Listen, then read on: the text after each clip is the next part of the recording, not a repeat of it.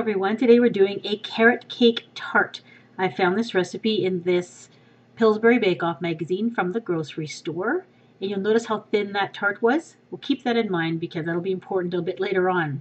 Now in a large bowl I'm placing 1/4 cup of melted butter, 1 cup of brown sugar, and 1/3 of a cup of light corn syrup. If you don't have corn syrup where you live, you can use honey instead. Then we're going to blend those things together until smooth. Then add 2 large eggs and continue to blend until well combined. Now I'm adding 2/3 of a cup of all-purpose flour, a teaspoon of ground cinnamon, half a teaspoon of baking soda, half a teaspoon of salt, and then blend that together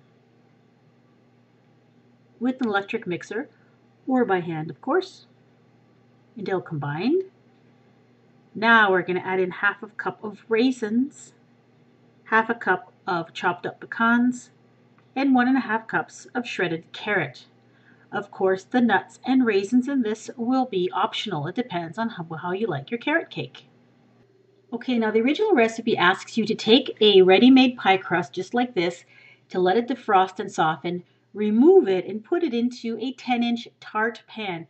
I don't even know what a tart pan looks like. I don't own one. So I decided just to leave this 9-inch crust right in its packaging in the aluminum pie plate and try it like that. Because I thought, really, what difference would it make if there's an extra inch in diameter to this?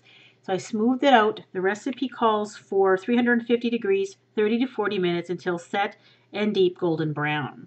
While that's baking, I was making the frosting, which is a tablespoon of butter, 3 ounces of cream cheese, and a 1/4 teaspoon of vanilla.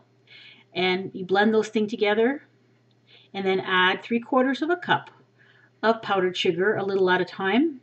This is a half recipe. I found it made lots, but you can make that decision based on the end result photos if you think you need the full recipe.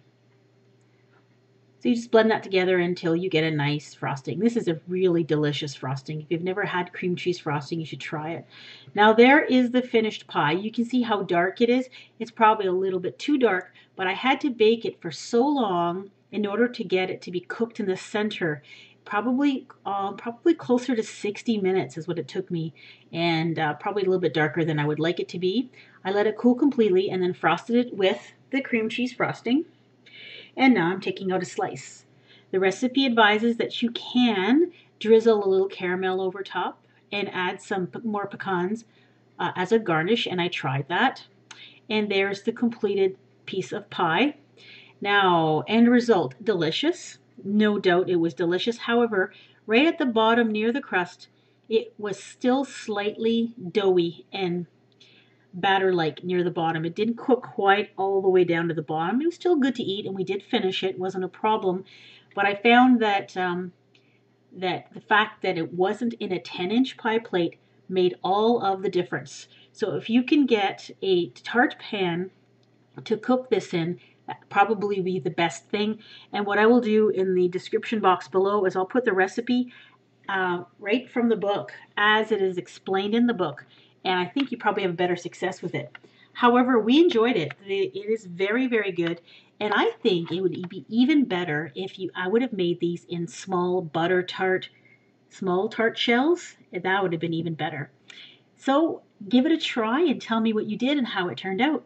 Don't forget to give me a thumbs up before you leave. Bye-bye.